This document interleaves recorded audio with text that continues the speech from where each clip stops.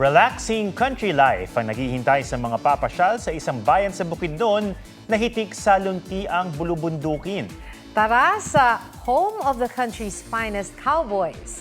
May report si Ian Cruz. Dito sa home of the country's finest cowboys, na Bukidnon, tiyak ang magulong isip ay hihinahon. Sa payapang paligid, masusulit ang picnic kasama ang pamilya at kaibigan. Siyempre, pinagmamalaki nila magliwaliw sakay ng kabayo.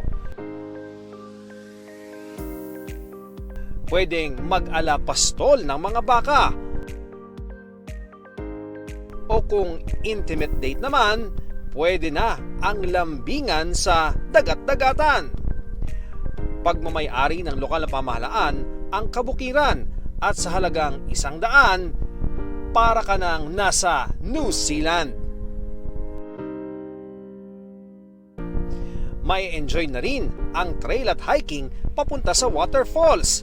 Saktong camping lang sa gustong mag-overnight at siguradong sandamakmak na picture ang maiuwi mo dahil saan mang anggulo ng mahigit 600 ektarya ng luntiang bukirin, hindi ka mabibitin. Ian Cruz nagbabalita para sa GMA Integrated News.